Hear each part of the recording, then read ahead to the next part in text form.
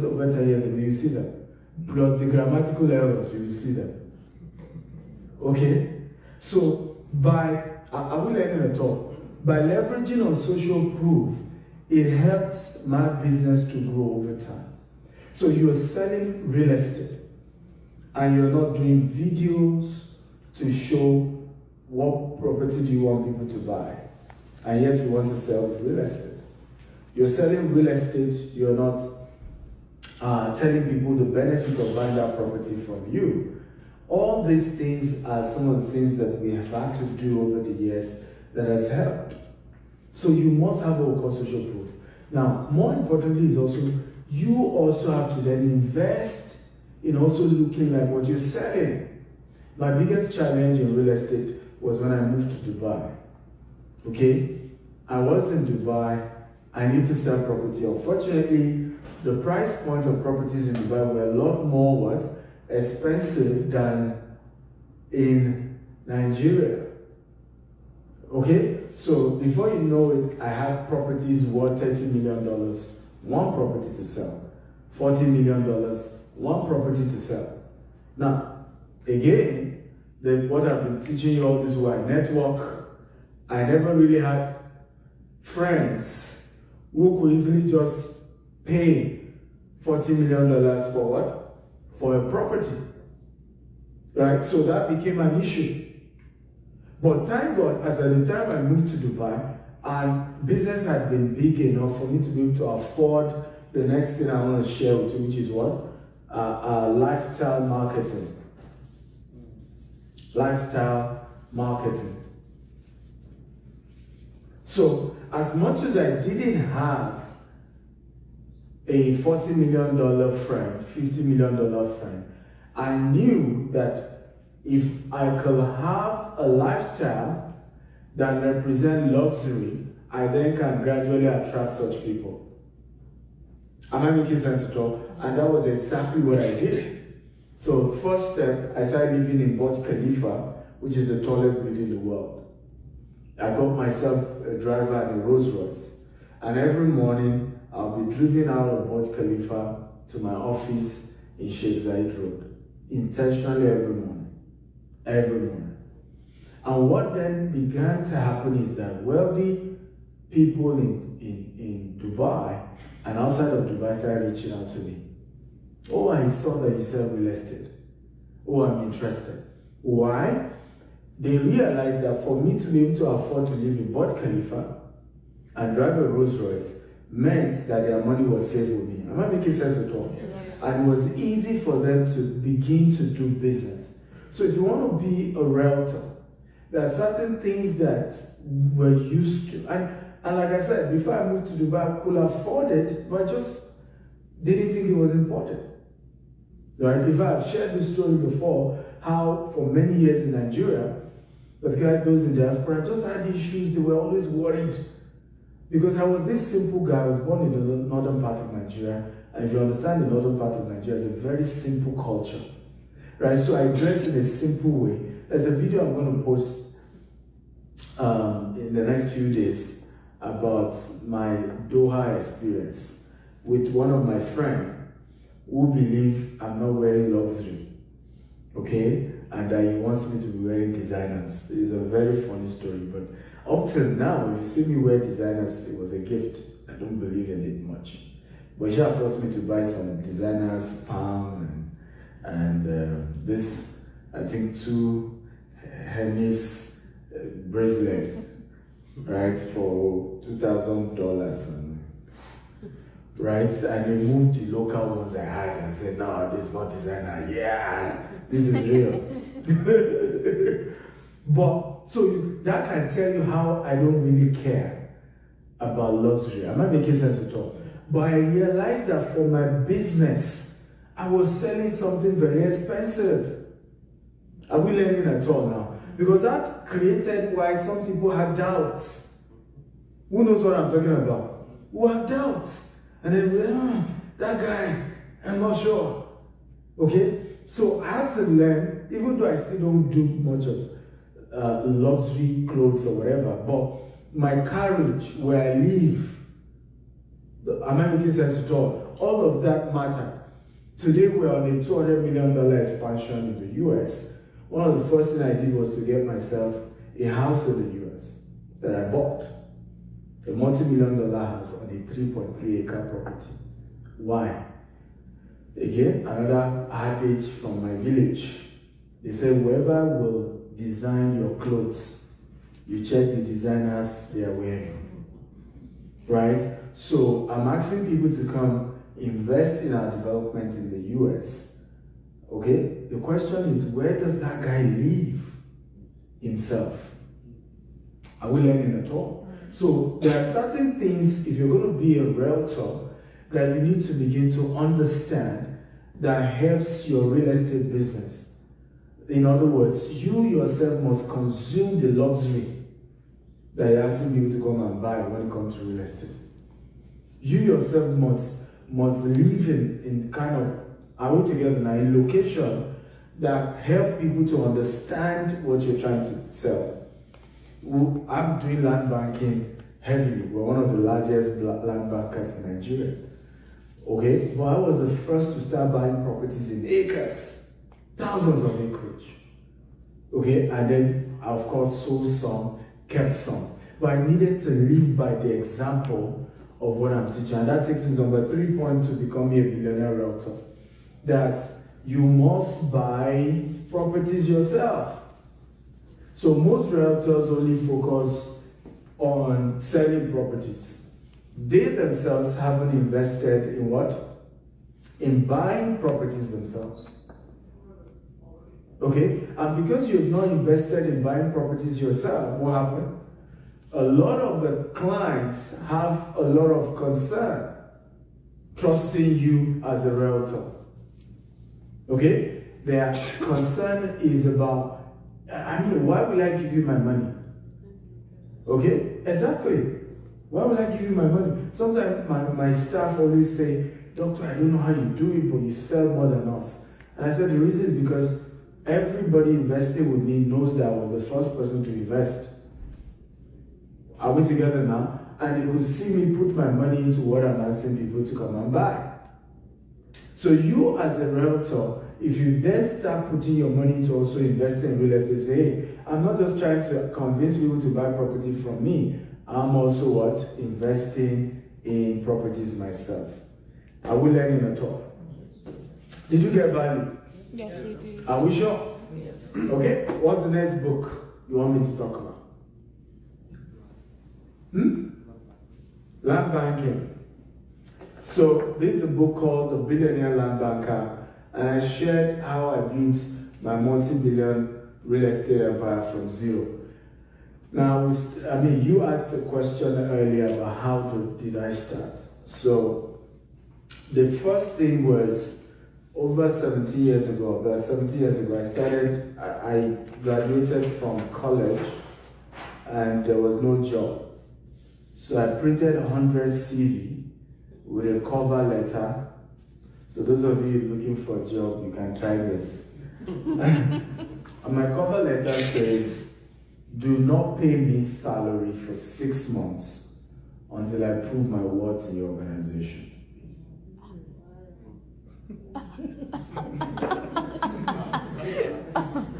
I see why many of you will not try it. Okay, because you're wondering, how do I sustain myself for 6 months? But I had to do that. There was no job. Right? There was no job. So and I needed to do something. Even if it means I'm volunteering. Right? I knew that was going to be a pathway. By the time they see how dedicated I am, how hardworking I am, they were going to give me the job later. And they would be willing to pay me. I was too convinced about that. So this was my strategy. Now, how many of you think I got the job? You can raise your hand. Yeah? How many of you think I didn't get the job? Why? Huh? Because there's always value for some contribution you have a worth, so you can just say. No, why didn't they give me the job? That's the question. Bread and butter. Huh? Bread and butter. Bread and butter. No, I'm saying that why didn't I get the job? Because I told them, don't pay me for 6 months. I would think they might be suspicious that you want to know something, because I've seen that here before, and the organization, my organization was like, maybe it's coming for this business secret. So. Okay. Yes. The company might feel they owe you if you're good enough. No, they didn't give me the job to start with. So I didn't get the job. Yeah, right. I didn't get the job. The first location I went to, they said there was no table and chair. Okay, for an extra employee. The second location, the receptionist took my CV and walked away and did not return until I had to excuse myself from the building. The third location, I took my CV. The gentleman looked at me. It was the church I attended. They had this job office where you, as a church member, you could bring your CV, and then they give it to church members who have businesses. And the guy looked at me and said, you know what, there's no job. He said, I can take this your CV and convince you I'm going to get you a job, but I can assure you there's no job. He said, when I review your CV, I consider that person an angel. He said, I noticed you started business when you were on campus. Why not continue the businesses you started on campus? I said, well, I need the experience, right? And I want to work somewhere so that I can gain experience of how to run a business. And the man said, hey, you're right, but there is no job. Well, that was the last place I ever took my CV to. So one of the business I had to do was bulk SMS business. The second business I had to do was what? Become a what? A realtor. Are we together now? Which is to start helping other real estate companies to sell their property. But over the years, and this is the secret to how I started land banking. Over the years, I've then grown capacity to sell. I'm a very good salesman. Right? So I've grown capacity to be able to sell things in a good way. And I remember one day I was running a training in my office in Nigeria. And a gentleman I then said to them, I said, very soon I want to start my real estate development company. And they all say, amen, God will do it. After the class, a gentleman walked up to me and said he had 250 acres. And that he came for my class because he's struggling to sell it. He's going to give me 50 acres. And as I sell, I can pay him. Ladies and gentlemen, this was 10 years ago, October 2015. The rest is history today. Okay? Because from that one property, we now have more than 30 different landed properties all over the world. Average of 100, to 200 acres each. Some are even 500 acres. One location. Okay? Thank you for clapping. Some of them don't value it. You did. Okay? Because that wasn't easy. And as easy as it sounded, when I got to this location where this 50 acres is, because you probably think I'm lucky, you know what I saw? Water. It was a waterlogged land that I couldn't even get to where my estate was. So the owner of the 250 had to be using tree. He said, you see where that tree starts from? Okay, that's where your own 50 acre is going to start from. So the question is, how do I sell 50 acre that customers cannot even touch? They can't even get there. Because it's waterlogged all through. Okay? But trust me, I started the video that way. Started inviting friends. I remember one day, I will never forget, one of my very good friends went to college together. And I brought her there to convince her to buy. So after the tour, it had rained, it was mushy, she struggled to even get to the place. At some point she then was, after the tour, I said, so how far, are you going to pay? She looked at me and said, wait, Stephen, I don't understand. This is water now. Right? How do you expect me to buy water? right? I can't buy water. I just can't buy water. You know, I kept explaining to her, I said, look, we'll soon have money, we're going to feel it, we're going to do this, we're going to do that. All my plea, she didn't get it. But you'll be glad to know today we start feeling, we even have a fence on that estate today. Right? Again, you I don't know, clap when you appreciate it. Right? We'll get back up later. But it tells you how tough entrepreneurship can be. Am I making sense at all?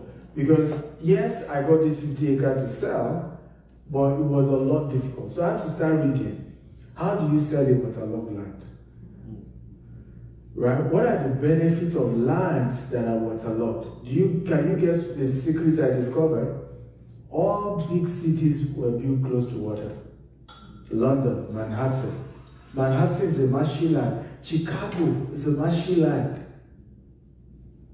Paris is literally divided by a river. Am I making sense at all? Dubai, Indian Ocean. Doha, Indian Ocean. In fact, for Doha and Dubai, the part of Dubai and Doha that is selling now is what? Is the artificial islands that they are building inside the Indian Ocean right now. Are we learning here? Okay? But I had to do my research to understand, how do I sell a marshy land? How do I convince people to buy a land that is marshy? But I had to do that work. It was tough, but today we can see what it's grown to become. Are we learning here? Yes. So you can do land banking and you can do it anywhere in the world. I'm currently doing land banking as well here in America as we speak. We currently have a 99 acre and there's a new 225 acre we're about launching soon in the US as well. Okay? And so you can do land banking anywhere in the world. You'll be glad to know we're about to open our office in Doha as well and starting real estate in Qatar. You can clap.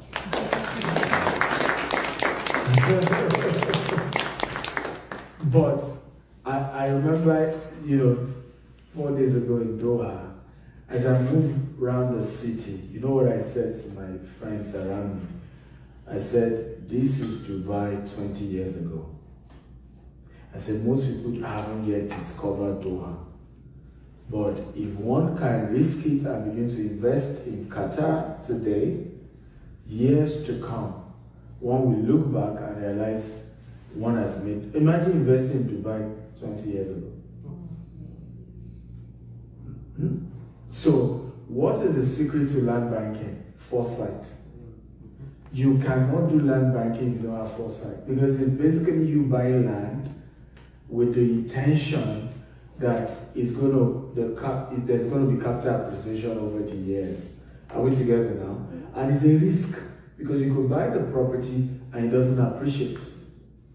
So you're taking a huge risk. But you could buy the property and the value goes up and it does well. Right? So it's always about taking risk when it comes to real estate investment. And it's your decision. Thank you. Right? It's your decision whether you want to take that risk or not. But you are taking a risk. And that's how real estate works anywhere in the world. Are we together? Yes. Are we learning? Okay? So that's becoming a what? A billionaire land banker. What else? Which other book do we review? Billionaire Codes. Yeah.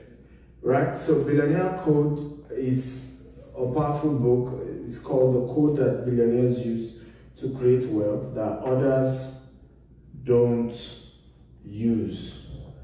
And basically for me, this is a book where it's a part 2 of the billionaire habits. Where's the billionaire habits? Right, so it's a part 2 of the billionaire habits. And what we discussed with the billionaire codes was just going further to talk more of what we've already discussed in the billionaire habits. So I'll read a quote here. It says, rich people expect competence, excellence, but they never expect the people they are dealing with to be what? To be perfect. Okay? And here I talked about how to deal with high net worth people. And I want to share here one of the things I share in this book, which is called vulnerability. Okay? One of the weaknesses I notice about a lot of people that are working their way to building wealth is that we struggle to be vulnerable. Who knows what I'm talking about? Some of the most vulnerable human beings I've seen in my life are rich people.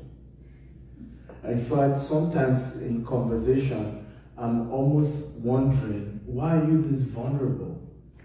You know, at some point you're like, why are you sharing all of this? Why are you... It is normal. Meanwhile, you see people, now they have more to lose being vulnerable. Who knows what I'm talking about? And then you see people who really don't have anything to lose, share, and then they're like, no, you know, I just don't like talking about it. Like, what's the big deal in this? Have you read Richard Branson's book? Who remembers Richard Branson's book on Virgin? Something Virgin. Richard Branson, Canada. Don't we read? Richard Branson is one of the richest British guy on earth, right? The founder of the Virgin Group, right? There's a title of, someone can Google it, something about Virgin. Okay, just Google this book. It's something about Virgin. And you will not believe in that book, the guy opened up about how the first business he did. And actually, there's a part of it that he wasn't proud of because he wasn't, I think, 100% legit or something. You know, losing my virginity. If you read the book, the first set of business was something someone else could feel embarrassed as, but he shared it there. Alibaba, I don't know if you know Alibaba of Jack Ma, who founded Alibaba Group. Alibaba also used to talk about how he founded Alipay. Who knows Alipay? And how he had to start without even getting government license. And he told the teams that if anything goes wrong, I don't mind, let me be the one to be arrested. Okay? But you would think somebody like at that level wouldn't want to say something like that.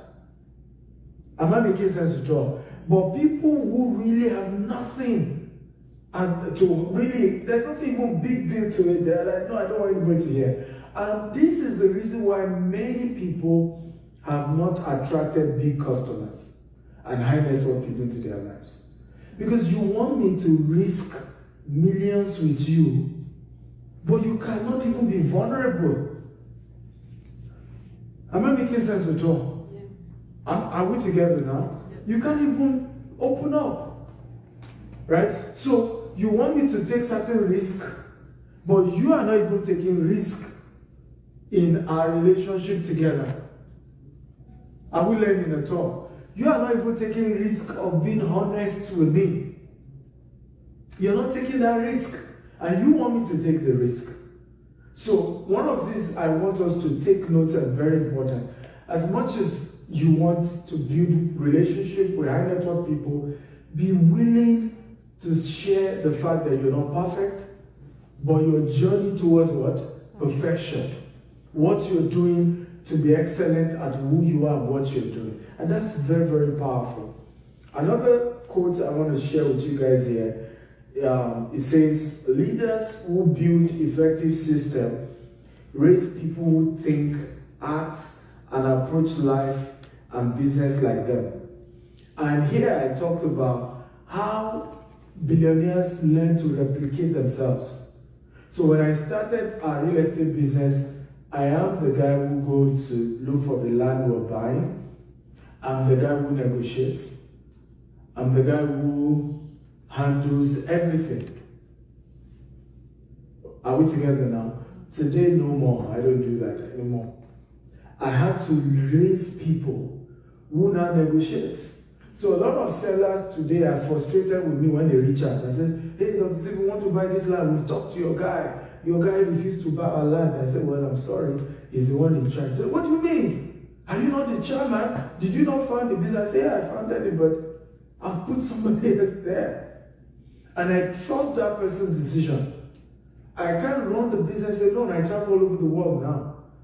Right? I can't be in multiple places at the same time. I must trust the people I've empowered.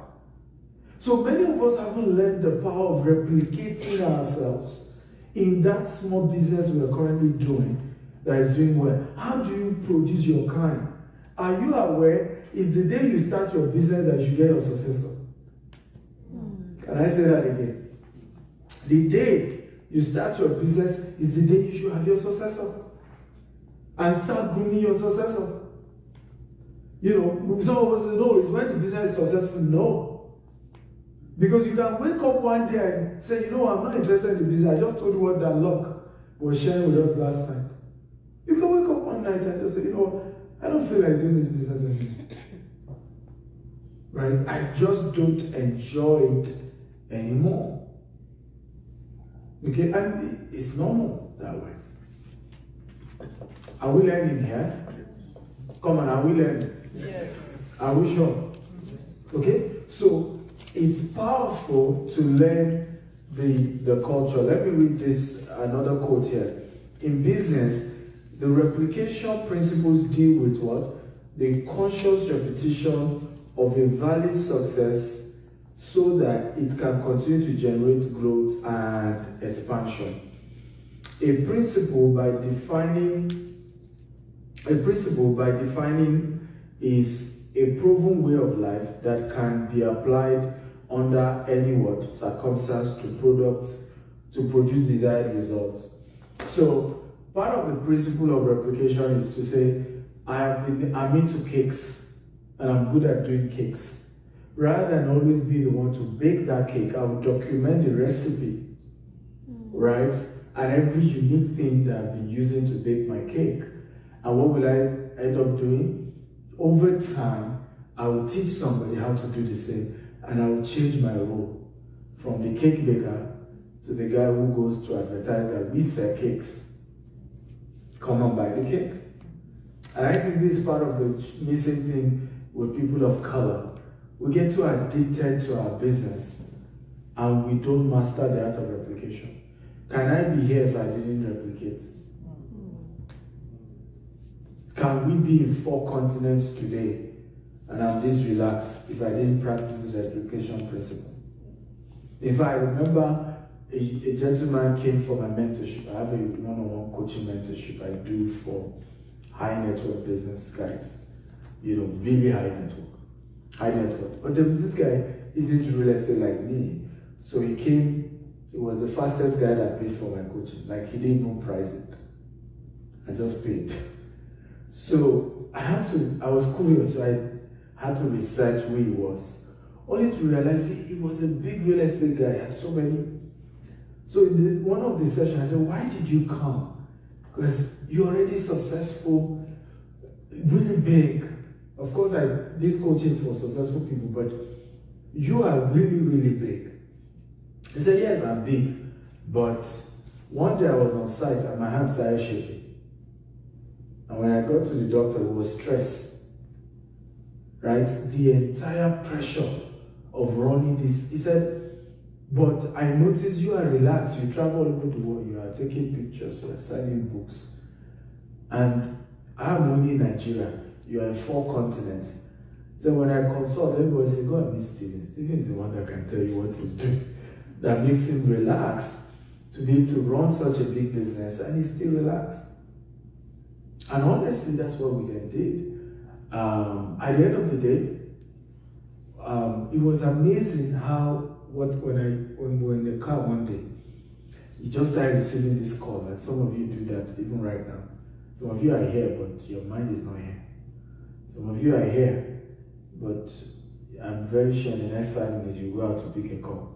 Some of you are here, but you are touching your phone and you are replying this because you are just so, too much involved in the business. So we're together in the car, he accompanied me for a speaking engagement. And before hello. I saw myself, what's going on? They're asking for documents of one particular property. I said, do you know there is no property that our company owns that is in my custody? I said, yeah. I said, that's why you need corporate governance. It's the job of some people, and it can't be one person to be in charge of documents. Am I making sense at all? Is it, even in our company, we have signatories now. Right? I don't need to be the one signing checks. Are we learning at all? Are we sure? Are we learning? Because this is why we don't scale. This is why we don't scale. We are not able to replicate. And the argument is, I don't trust anybody. Listen, if you don't trust everybody,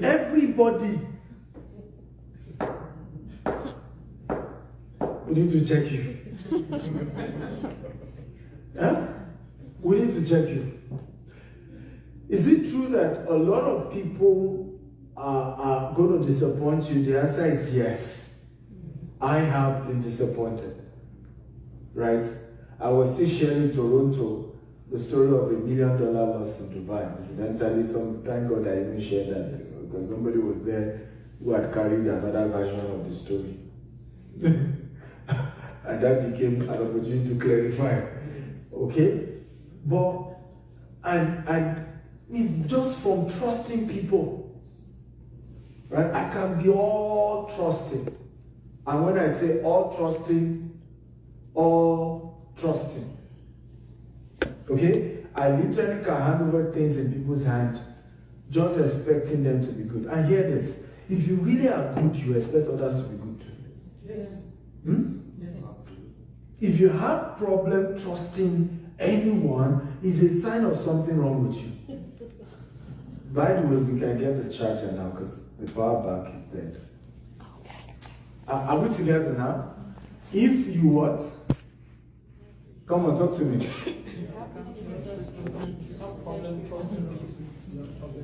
It's a proof that you really, maybe you don't trust you.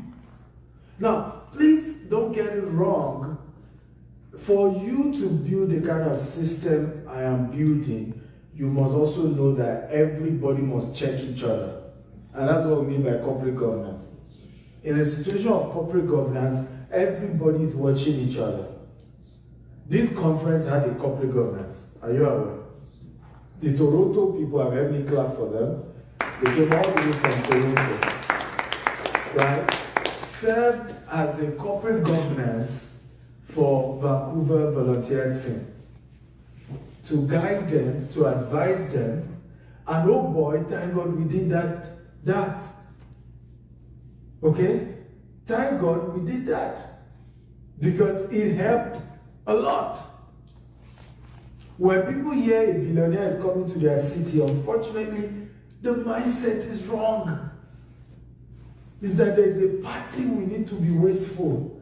People didn't become billionaires by being wasteful. The most prudent human being you will find are rich people. When Dan Locke asked us to have dinner yesterday, and we got to the restaurant, you know I had to look at the restaurant over and over again. Yeah. Because I was like, are you sure this is the place? Right? Because this is Vancouver's multi-millionaire, Dan Locke. Right? And it was an average Japanese restaurant he asked us to go. Oh, their food was good. So he was right. Good food. But it was an average restaurant. It wasn't the luxury, expensive restaurant. Am I making sense at all? But the perception is usually, oh, he's a billionaire. The car we must use to drive him, Dr. Stevie likes Rolls Royce, we must get the biggest Rolls Royce. I didn't come to Vancouver to test Rolls Royce. Okay. Am I making sense at all? I just want to have a great time, meet people, inspire people, and we're good. When I was sharing with the volunteer team, oh boy, they were like, oh, we've made arrangements. You see properties to invest in. I said, I'm not coming to Vancouver for property investment. I just want to give back. I just want to share and encourage a lot of you to do great things. Some of you know that we should all do great things, right? And you agree with me that the greatness should start from here in Vancouver? Yes. Many of us, when you say, can you start a great business? You'll say, yeah, I can do that in Nigeria. I can do that in Ghana. We want that. What's wrong with Vancouver? What's wrong with Canada? Who says you can't be the biggest realtor in Canada? Who says so? Who says you cannot be the biggest media firm owner in Canada? Right? Who says you can't own the biggest fast food chain of restaurant here in Canada? Who says you can't start the biggest fashion business here in Canada? Who says you can't start real estate development here in Canada? Who says that? Right? And just like the man was saying that I want to hear how he started the kind of expansion he's doing in America. The word is simple. Audacity. Everybody say audacity. Audacity. Just dare it. Because those doing it don't have two heads. Are you listening to me now? They don't have what? 2 heads. Do I have 2 heads now? No. One. It's just the boldness to say, I will even start by registering the company. Then I'll go make a query. How much does it cost? Then I'll even go and price the land. You know, some of us won't even do the basics. This is not I don't have that kind of money. $200 million for where? How? Well, just try it first. Then put out the word. Hey, I'm raising money. I'm doing this project. If you want to invest, come talk to us. You will be shocked. Have I raised $200 million yet? No. But the response is humbling. And it tells me that the only problem with you and I having from growing our businesses is we lack audacity. Just scared. And that's why many of us, you know, when you hear somebody else is attempting big businesses, what do? We start gossiping about that. See? Overdo. Too much. Who sent the message? He likes to bite more than he can chew. Another word, scammer. He's trying to scam people in Canada with that project. That project is a scam. Okay? Why are businesses more successful in America? Who can guess? Anyone? Why has America produced the largest number of billionaires? Anyone? Capital? Capital is one of it, but not what I'm looking for. There are more risk takers. More risk takers, yes, but the system of America allows you and permits you to fail and start all over again. Are you aware America is the only place you declare bankruptcy and nobody else can chase you again? Not one debtor. The day you declare bankruptcy, they say, well, I started the business, but the business failed. What can I do? The bank will say, okay, what other assets does the company have? They take over everything. And nobody can come after you about anything that happened in that business. And then you can go and start another new company. And they will say, because you declare bankruptcy in the old one, you dare not start a new one. Are we learning here? Only in America. This is the reason why most American billionaires have declared bankruptcy minimum 4 times, average.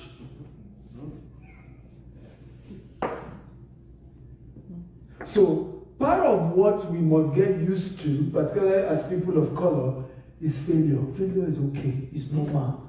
Failure is not the opposite of success. The more you fail, there's a proof you are very quick to win, very soon. In fact, your failure is a proof that you're about to succeed.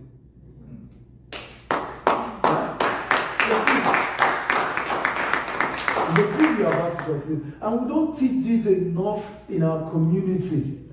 We encourage people to mock those who have failed, but those who fail are way better than those who didn't try.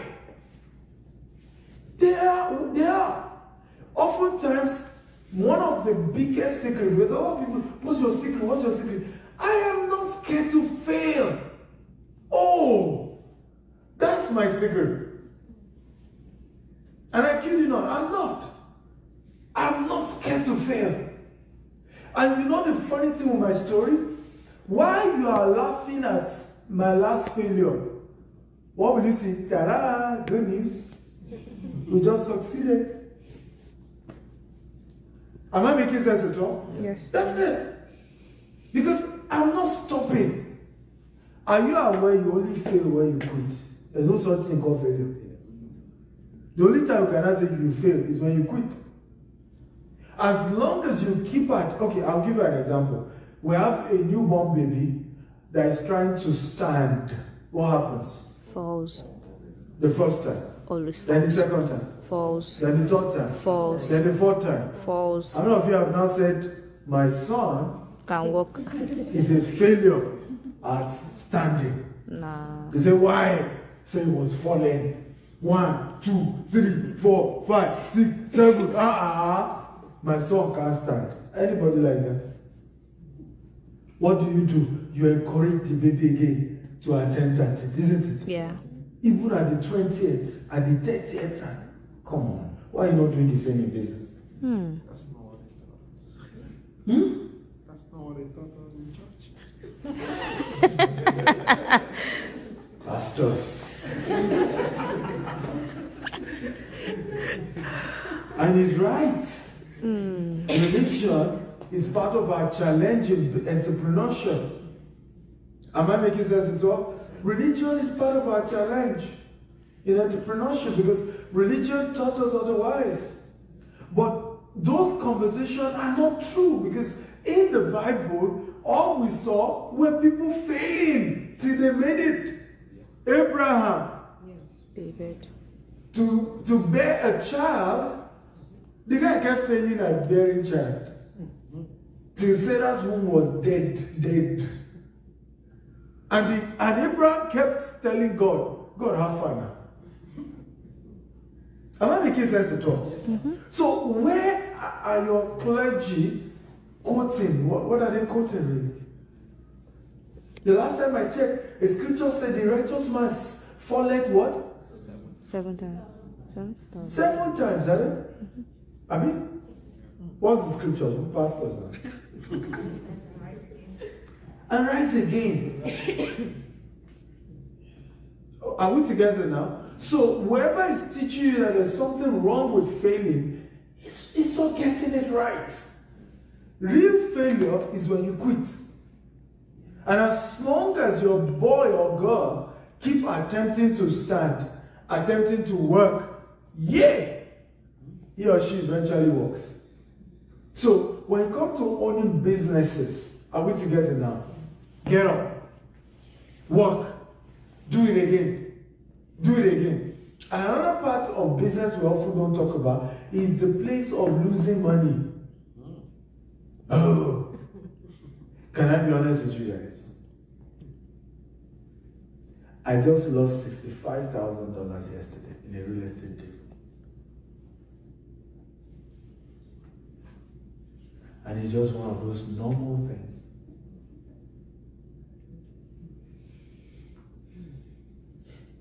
That's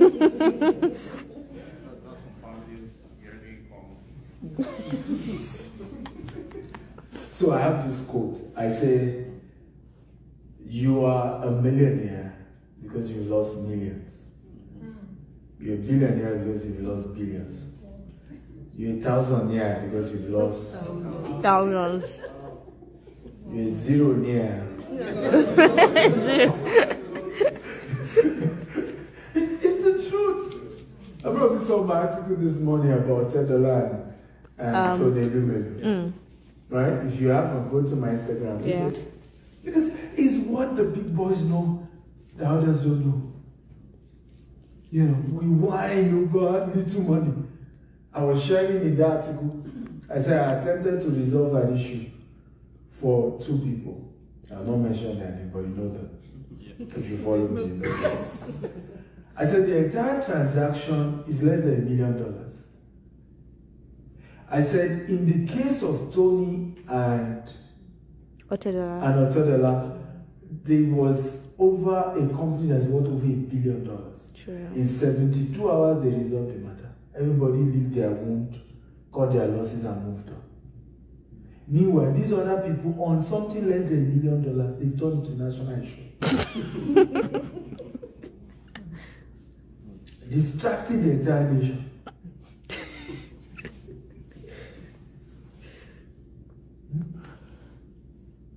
Are we together now?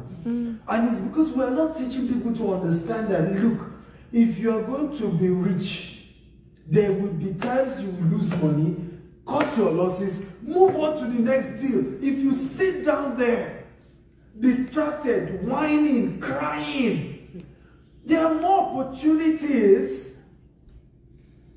Are we together now? That are supposed to come your way, but you are throwing them away because your mind is focused on the losses.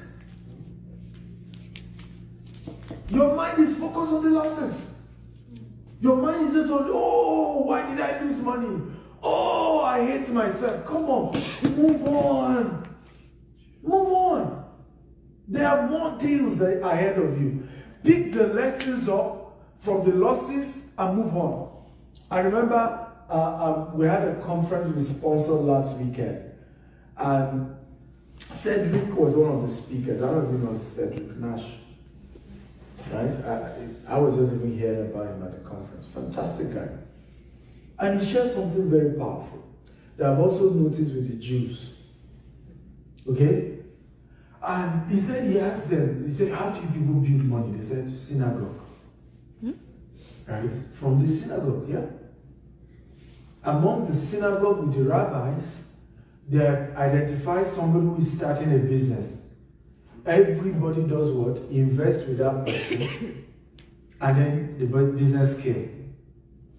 The Indians as well, they do this with their Buddhist temple. I have a business partner like that.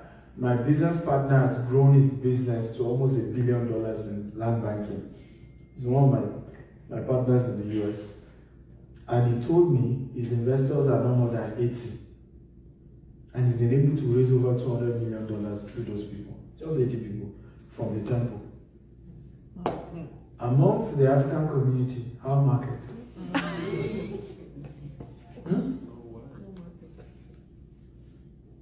Okay, why are we not able to raise this?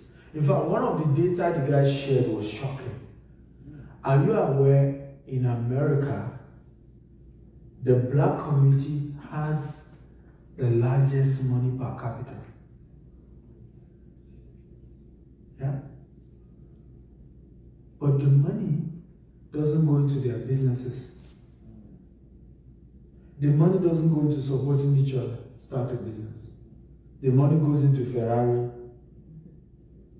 Bugatti, Rolls Royce. Yeah? Because they don't pull it together. Am I making sense at all? It's not put together. Now, so Cedric said something powerful. He said, he then asked one of the rabbis, he said, so in this synagogue, you people convince everybody to invest with this small entrepreneur. He said, haven't you had somebody you people invested with that, you know, ran away with the money or misused the money or there was a loss? They said, yes, we have. He said, so what do you people do? He said, we just don't do business with the person again. But we don't give up on the entire community because one of us failed. We look for somebody else and then we work with that person. Isn't that beautiful? Yeah. Is there no lesson for all of us here? But what do we do in our community? We first of all set the ring light. Hello, twe. We just discovered the latest camera in Vancouver. And I want to show you the video. Nobody should do business. This person is a scammer. Please share this word so that everybody knows the person. Come on, talk to me. Is that not what we do? True. And we keep destroying our community. We keep destroying ourselves. We keep breaking down each other. And then we're blaming everybody else. Come on. It's time to wake up. It's time to wake up. It's time to wake up. How many of you agree with what I'm saying? I like the silence in the room. It's a sign that it's sinking in. It's time to wake up. It's time to wake up. You will do business with people. It won't always be perfect. Right? I've lost a lot of money. But you would quote me, since you've been following me on social media, you never see me post a picture of somebody and say, this person is a scammer, is stealing money. The highest I would do is a disclaimer of maybe a partner I do business with. Right? I say, we no longer do business with a person. That's all. But to tell you, this person is a scammer, he's stolen this money, and then throw all manner of accusations and start all manner of, I don't do it. Just not my stuff. And yet I've lost money with people. I've trusted people with money. Okay? But guess what? Because I did not dwell on the losses, I understand that I've only failed if I stayed here. I want to give sense at all. As long as I keep trying, I will eventually break through. Right? So I don't stop. I keep moving. I keep moving. I keep moving till I win. Are we learning here? Yes, sir. How many of you are excited about this conversation? I want us to take this message beyond this room, right? To our churches, to our meetings, to our community, to say, hey, if one of us fail and we are convinced that the person cuts corners, right? Let's just decide not to do business with that person and move on to the next person. Because in the Jewish synagogue, in the Indian temples, or the Asian temples, they don't come out and start dragging each other because they did a business that didn't work. They don't do it. They don't do it. Because they understand that once they start making such public, what happened? They are destroying the trust outsiders could have with people of such ethnic minority or ethnic group. Are we learning at all? So we don't want to create that perception. That's why today it's almost as if there's no Jewish person that is criminal in any way. I'm not making sense at all. But that's not true. There are people of all races, of all ethnic minorities who are not perfect. Almost all. But what do? You focus on the ones that are doing well. You talk about the ones doing well. You promote those doing well. And that's what we are focused on. And for me, these are codes to creating huge wealth. And I hope we'll practice them. Right? I hope we'll practice them. I'll start taking your questions. But have you gotten value today? Yes. Are we sure? Yes. Okay, I'll take a question. I want to wrap up with this. And it's an appeal, whether you're watching online or you're physically here, is an appeal to understand that real wealth, right, is never raised in isolation. Real wealth is never built in isolation. It's never going to happen. There's something we call OPM and OPT. All true financial success comes through this. What is this? Other people's money. What is this? Other people's time. Are we together now? This is how wealth is created. You must leverage on other people's money. You must leverage on what? Other people's time. You can never, build any form of wealth without leveraging other people's money and other people's time. It will never happen. Right? And for other people's money and other people's time to work, what do you need to do? Who can tell me what you need to do? Build relationships. Strategically. Build a community. Build a community. Build a community. And keep trying your best because, like I said, be prepared that some people in that community will betray you. That's normal. Am I making sense with you? Be prepared that some of those things will not work out well. Be prepared that some of them will not get it right. That's okay. But move on.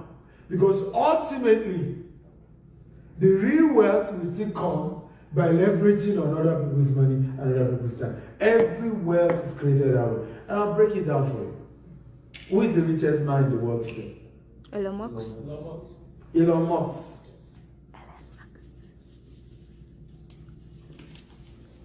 So, what made us agree Elon Musk is the richest person in the world? What made him the richest man in the world? Anybody? His business. Huh? His business. His business? Okay. His network. Oh, good. Network. So how did we arrive at his network? It's a sum total of everything he has. Sum total of everything he has. What exactly did you calculate? So business, assets, property. This is where the problem really is. When they say somebody is the richest man in the world, first of all, let me tell you there are more people richer than Elon Musk. I have a feeling, yeah. So when Forbes measure richest people and all these people, what do they calculate? Shares. Right? So the people they are not calculating didn't take their business to the capital market. If Adenuga puts his business, all his business in the capital market, is way richer than Dangote. That I can tell you for a fact. But because most of Adenuga's Glo is now capital market. So for me to give you context, MTN is worth how much in the Nigerian capital market? Over $1 trillion. Well over $1 trillion. I think they raised, about over $1 trillion, 1.something trillion when they did. They went to the capital market some years ago. And that's not all their asset that they put out, it's just a fraction. So MTN, based on the capital market, is worth over $4 trillion. Now Glo is the second. Okay, so let's even give you half of the valuation of MTN. That's still $2 trillion. I hope this is making sense now. Right, corn oil. Right, we can go on and on that are not in the capital market. So now, and this is where I'm going. Elon Musk is the richest man because what did he do? He went to the US stock exchange, put his business there, and what happened? People started investing by buying shares. He took that money, and that is what he has continued to use to grow his business, starting with PayPal. That he was able to make, how much did he make from PayPal? Maybe $1 billion or something. And then kept doing that. He would buy a smaller company, grow it to the next level, take it to capital market, raise money in the capital market. Are we together now? What am I trying to bring out here is that all rich people in the world, number one, number two, number three, including Warren Buffett, all had to raise money from other people's money. Are we picking it up now? I hope this is making sense. So anytime you are thinking, I want to be rich, and you don't understand that, hey, I will need other people's money to be rich. There's no human being in this world who woke up and then was $1 billion rich. And then kept using his own. No. At some point, you will need to either go to the capital market to raise money, do what called syndication, at your cooperative. That's if you don't want to go to the capital market now. Right? clubs and all of these private ways to create a group, everybody put money together. Either way, there will still be some form of other people putting in their money to getting what you need. The same thing is OPT, other people's time. Nobody is a billionaire today that doesn't have minimum 200 employees putting in their time to continue to help that business grow. Give me one person who is a billionaire that the business that made them billionaire does not have at least 200 employees. Do you see now? So, are you saying now that we need to get rid of this me, self-centered mindset, right?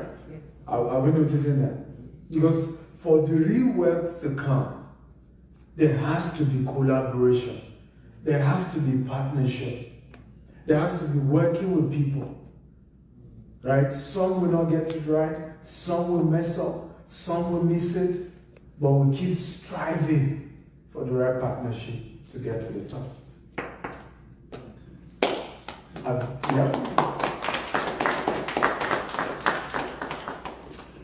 Okay, I will take our questions now. And yes. First of all, thank you, Dr. Stephen. For the question and answer section, we have a QR code. No, water. For the question and answer section, we have a QR code. Please, can you scan the QR code, please? We're expecting about 200 questions today. Please, any question is okay.